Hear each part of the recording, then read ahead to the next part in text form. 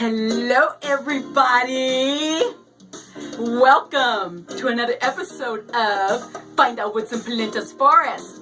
Grab yourself a glass of water or a cup of tea and spend the next few minutes with me. And like I always tell you, don't believe everything you hear. Check your facts and do your own research.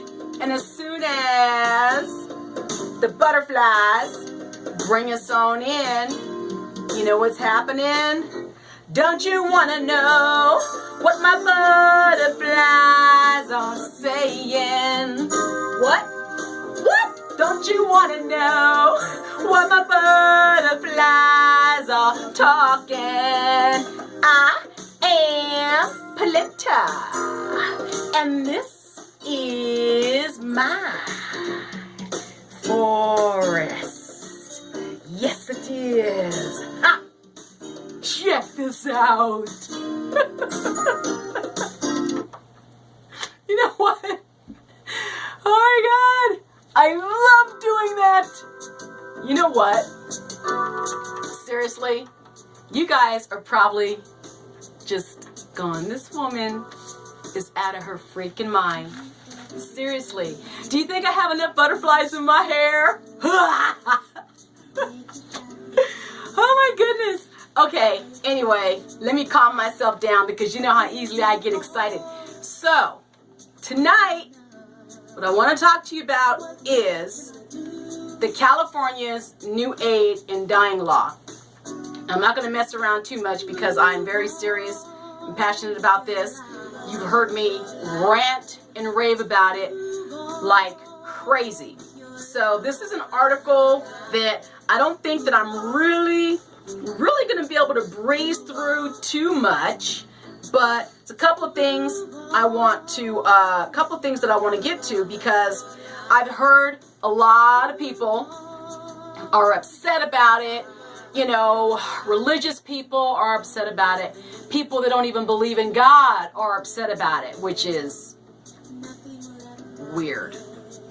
Really, that's okay. I'm not even going to get distracted all over that. But a lot of people are upset about it, and you know, and you can't just find out today that you have cancer or something else that's terminal, because believe it or not, cancer is not the only terminally illness that can kill you. There's other things out there that will put you on your deathbed. But a lot of people seem to think, excuse me, you guys that know me know that I love to talk, and once I start chattering, it is hard to shut me up. But a lot of people seem to think that it's this snap decision. Okay, so you find out that you have cancer right now. Tomorrow morning you wake up and you're just like, you know what? Screw this crap. I'm not going to freaking die in a bed. I want out of here. Well, you know what? You can't just go downstairs, make a phone call and go, give me my pill. No, it is not that easy. There is all kinds of steps and red tape that you have to go through. So I want to read this here to you. And it's called the End of Life legislation. And this is 8 things that you should know about California's new aid in dying law. Okay? Now, California is entering a new era today when the state's aid in dying law goes into effect. The new bill has been signed by Governor Jerry Brown.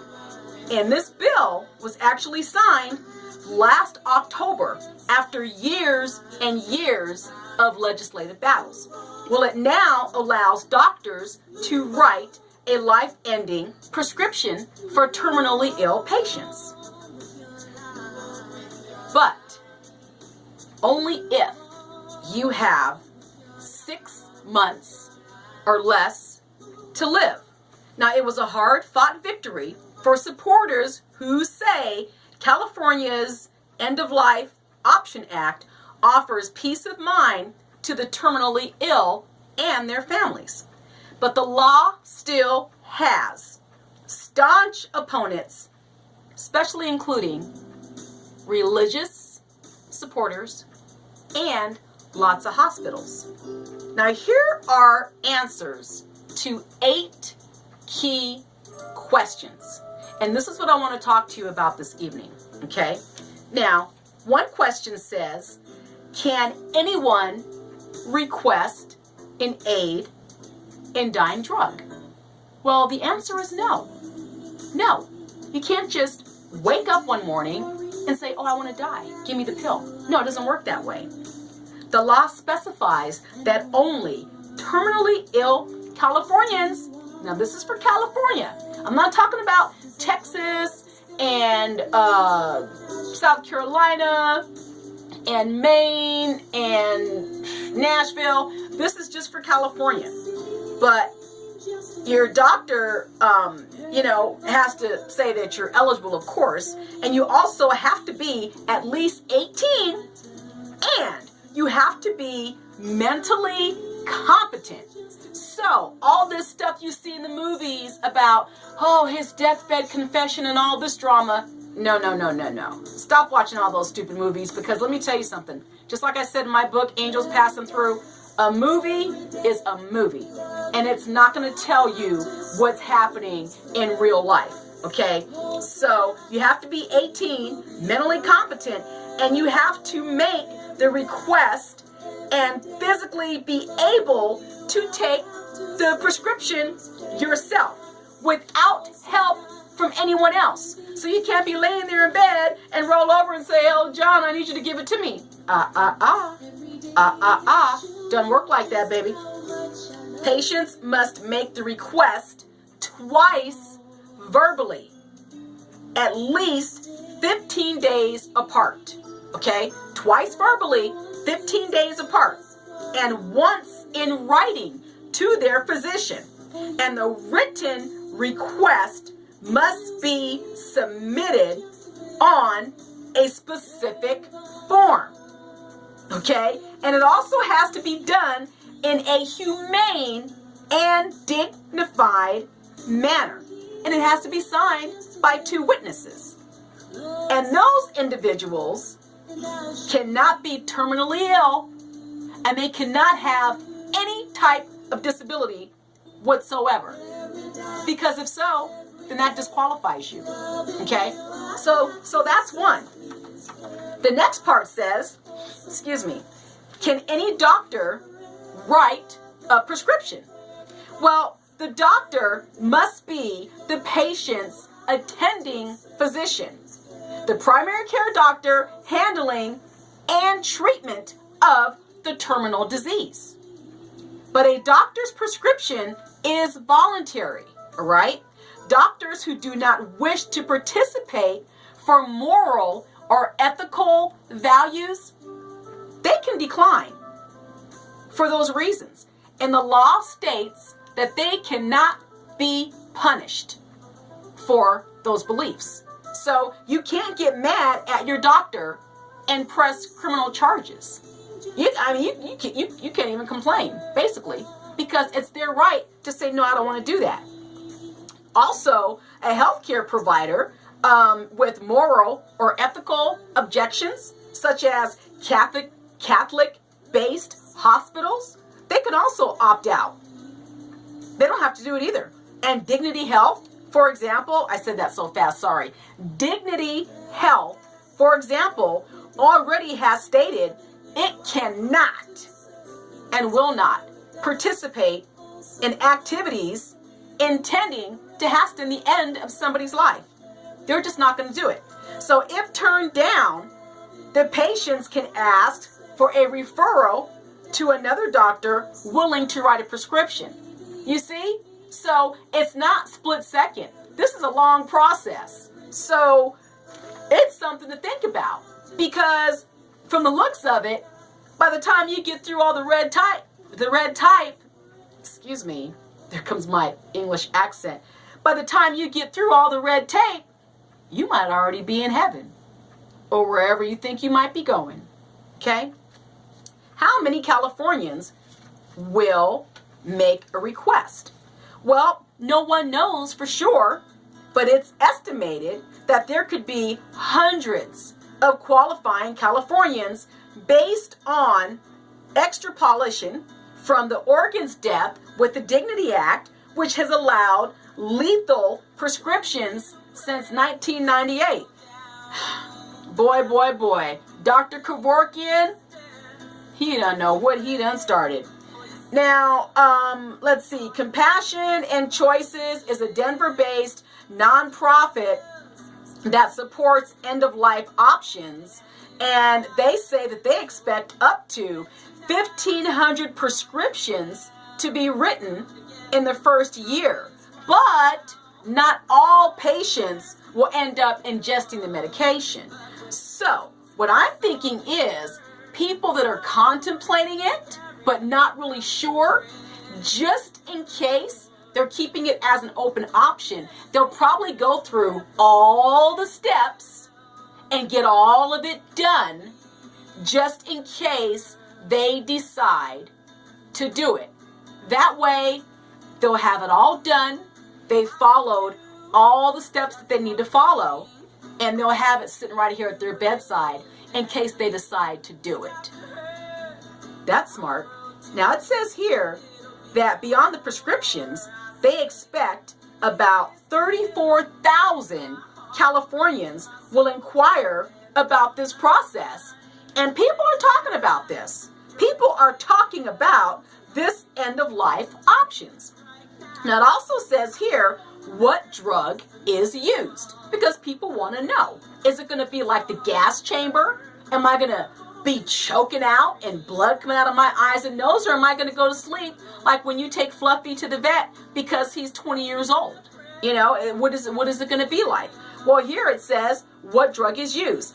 The law does not stipulate what drug a doctor should prescribe, but medical experts in Oregon say typically it's a barbiturate such as Seconal. For instance, Brittany Maynard, the young Bay Area woman with brain cancer, she moved to Oregon to access the state's Death with Dignity program. Well, she was prescribed 100 Seconal capsules, which were broken up, open, because you've seen when you take antibiotic in their little capsules, and if you open them up, you know how powdery they are? Well, that's what these are. There were 100 of the capsules. She opened them up, emptied the powder into water, and they dissolved. Ugh, it's got to be nasty. You know how nasty that stuff tastes? Anyway, sorry. So she dissolved them in the water, and according to her husband, Dan Diaz, he said that, after she drank it, after about 30 minutes, she passed away in her sleep. So another question here says, if someone takes the medication, what's the official cause of death? Now that's a good question, because I had a very mini conversation with someone today about, is that suicide? Because I'm a Christian, it's the Bible, the whole 9 yards. And I sternly said, you know what? This is just my personal belief, and you are more than welcome to disagree. But if you are a believer in the Lord or Buddha, Yahshua, Yahweh, Jehovah, higher power, whatever, your relationship with who you believe in is your personal business. Do you understand me? That is your personal business. It's nobody else's business but yours. And nobody has a right to tell you how your relationship with your higher power is supposed to be. And that is a true statement. Now, if someone takes the medication, what is the official cause of death? Well, under the law, physicians cannot list suicide as the cause of death. So does that answer your question, my friend? Physicians can list the cause of death that they feel is the most accurate, such as the underlying terminal illness, according to the California Medical Association.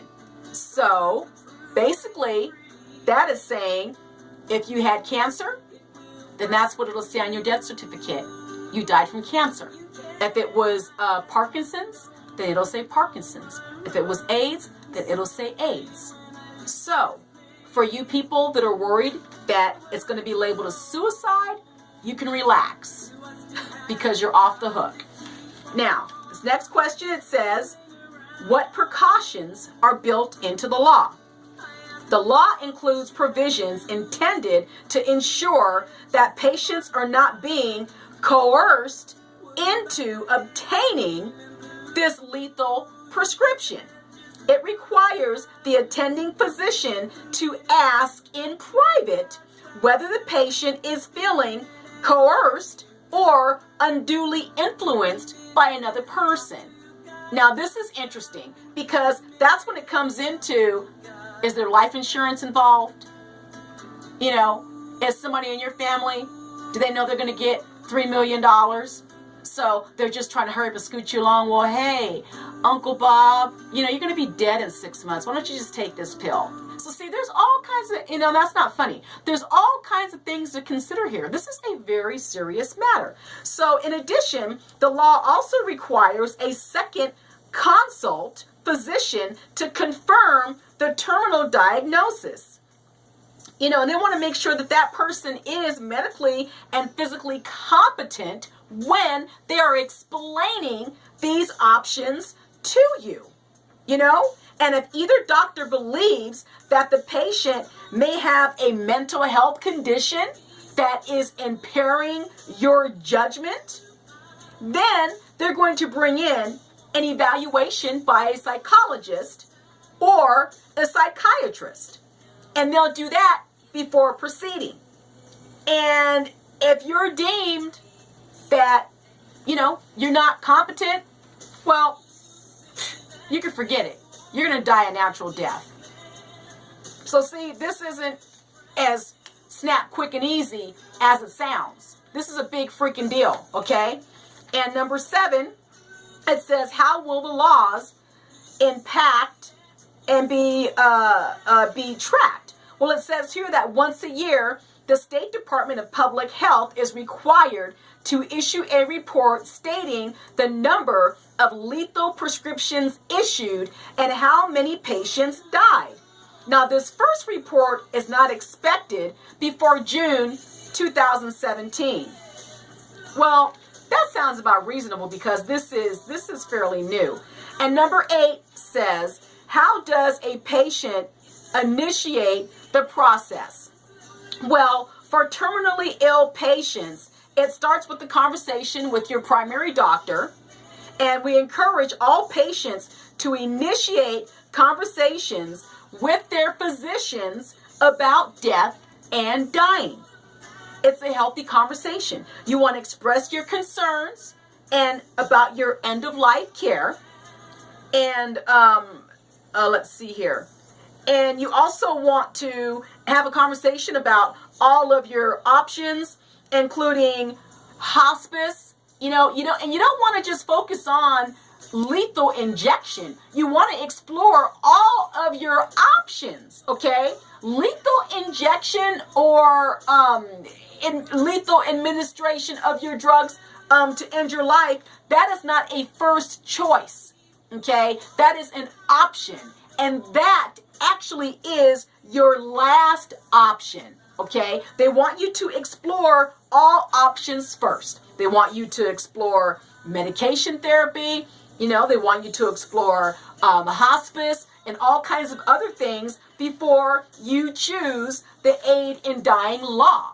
This isn't a cop-out, people. So this aid in dying is a very big deal. And that's going to do it for us this evening. So the only thing that I would like to say to break up a little bit of this sadness, because talking about death is not a happy thing. I would just like to say that there's a headline here that says risk of drownings are rising along with the heat in Sacramento. Let me tell you how to not drown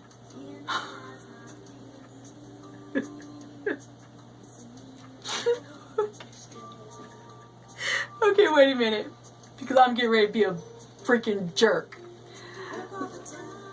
Let me explain to you how easy it is not to drown. When you see a sign that says, please wear your life jacket, wear your freaking life jacket. How about that? Because you know what happens when you don't wear your life jacket, like you're towed and you jump in the water? Guess what happens? Search and rescue has to come and find you. And you know what happens? They either rescue you and bring you alive, or they recover your lifeless body. And that is hard on everybody. Goodness gracious. And on that note, ladies and gentlemen, oh no, here's one last thing that you'll like to hear. Beer bikes get okay for riders to drink. You'll love this. Peddlers on Sacramento's beer bikes received the final nod from the council. Passengers will have to bring their own restricted amounts of beer or wine to ride them between stops. Now, 2 companies operated the 4-wheel little pedicab in the city, and effective July 1st, passengers are allowed to have 36 ounces of beer or 18 ounces of wine. That's cool. And that little bike, it can't carry more than 15 passengers. So look that up. It's a beer bike, and I've seen it. I've seen it cruising around the streets in old Sacramento. So anyway, ladies and gentlemen, that is our show for this evening. I love you. Thank you for watching. I am so grateful for everything, and I am grateful for you too. Have a fabulous week. Be nice to people. Most people will be nice to you if you're nice to them. Follow me on Facebook, Instagram, and Twitter. Angels Passing Through. It's a great book. And we are going to get out of here with my favorite song, One Love. Thank you so much for watching. Many more shows to come. God bless you. I'll see you next time on Find Out What's in Pelenta's Forrest. God bless you all. And good night.